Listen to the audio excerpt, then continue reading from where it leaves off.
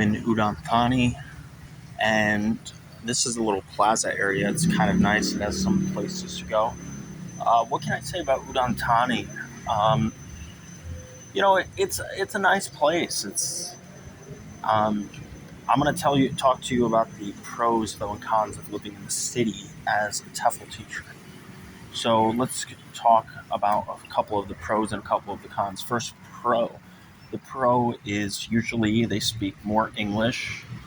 Okay, so like even in Udon Thani, they probably speak like 25% more English.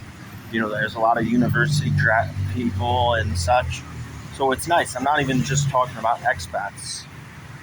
Number two, for pros, yeah, there are expats. If you are into that, then that's great. Honestly, in my case, it's a 50-50 coin flip.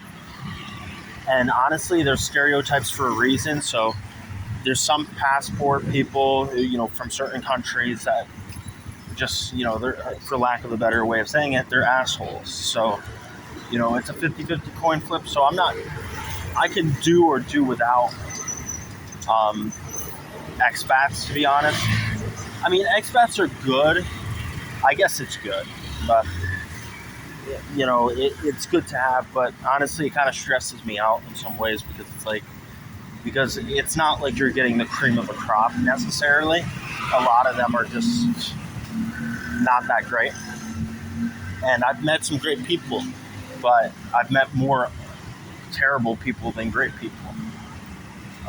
And so that's a pro and a con. There's a lot of expats in the cities like Udon Thani. Let me try to find another pro. Another pro is there's a lot of stuff to do, of course. I mean, that's kind of obvious. There's more stuff to do. There's more Western comforts and such. Yeah, so that's one pro. Now let's talk about some cons. Now I already said one, which could be a con. It's the fact that there's a lot of Westerners. But also, if you're going to do TEFL and you're in the city, especially Udon Thani, even Udon Thani, honestly, because it has an airport, you're highly replaceable here. You really are. And you're not as replaceable as Bangkok, but you're replaceable enough where you feel the heat, where you feel the pressure. It's not like you can't just feel stable in it won't feel that stable, I guarantee it.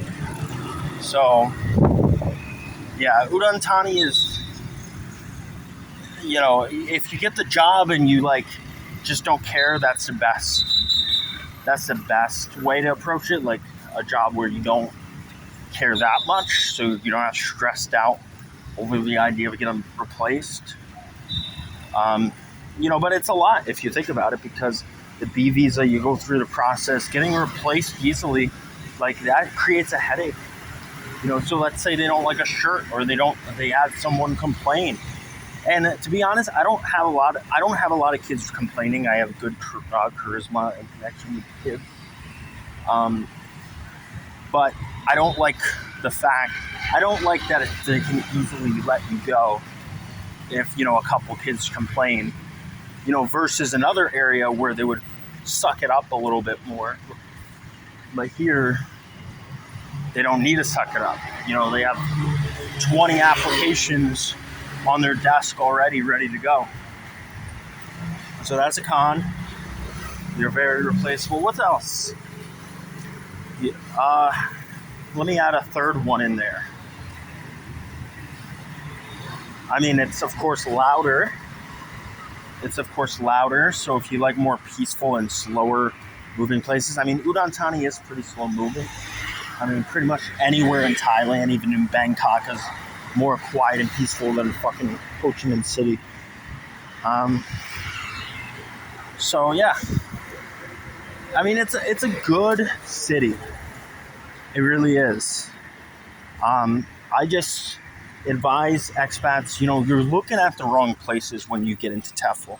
You're looking at places that are competitive, and if you're just starting off, you definitely shouldn't be aiming for Bangkok. I know you might be a little uncomfortable, but honestly, you know what's better? What's nice is stability and feeling like this job is actually stable and they can't just snap their fingers and let me go.